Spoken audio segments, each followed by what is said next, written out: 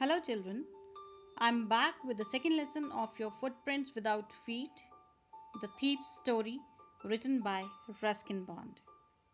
So, first of all, let me introduce you to the author. Ruskin Bond was born on 19 May 1934. He is an Indian author of British descent. He lives with his adopted family in Missouri, India. He was the son of Edith Clark and Aubrey Bond. His father served in the Royal Air Force and frequently moved from places to places along with his son. He received his early education from Bishop Cotton School in Shimla. During his school years, he won several writing competitions, including the Halle Literature Prize and the Irvine Divinity Prize. In 1952, he completed his graduation and moved to England and stayed at his aunt's house for 4 years. At the age of 17 in London, he began to write his first novel, The Room on the Roof. The novel charts the life of an orphaned Anglo-Indian teenager. Subsequently, he returned to India and worked as a journalist in Delhi and Dehradun for a few years. Later, he relocated to a town in the Himalayan foothills, Missouri, where he pursued freelance writing since 1963. His essays and articles were published in numerous magazines such as The Pioneer, The Leader, The Tribune, and The Telegraph.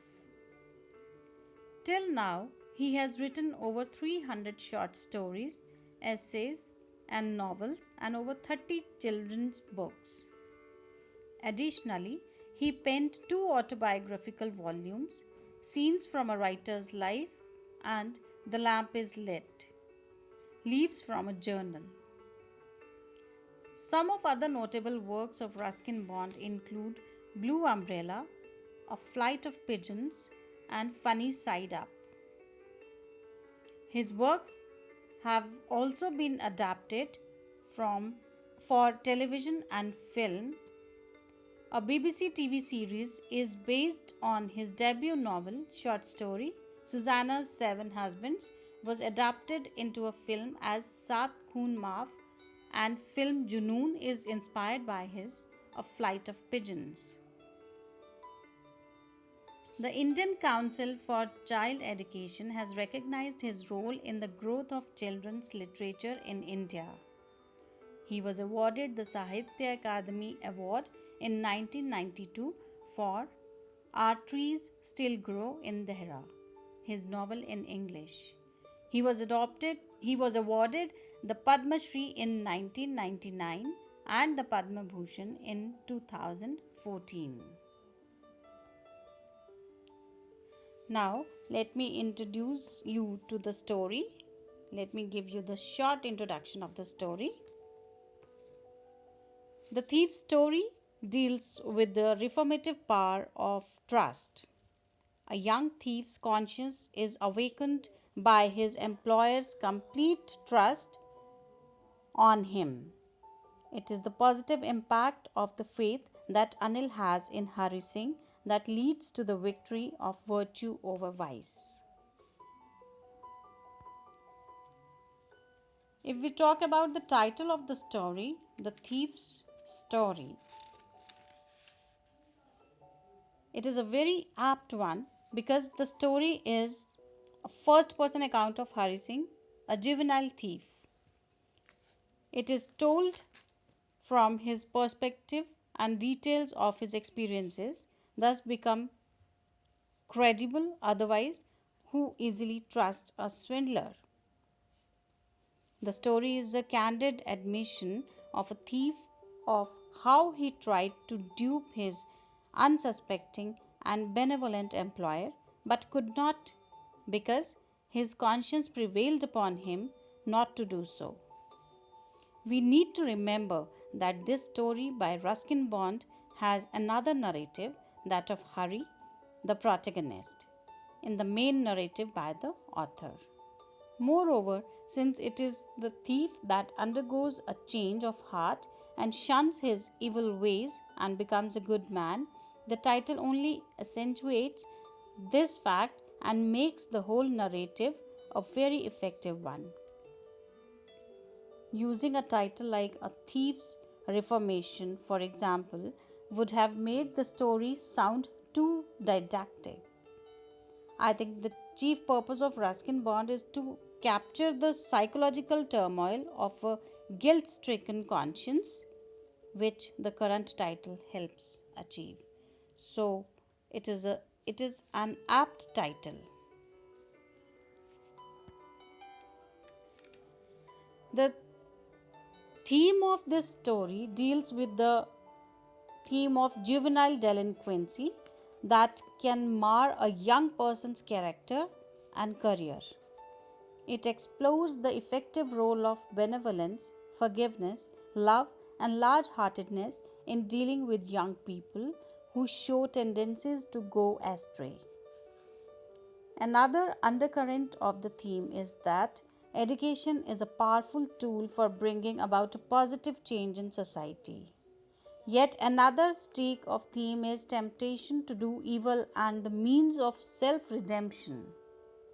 All these strains of theme are interwoven into the narrative of how a 15-year-old boy, Hari, who ought to be attending school, has a thriving career as a petty thief, and how, in trying to swindle his unsuspecting, kind, and generous employer, his conscience is hit by guilt and remorse and brings about his transformation.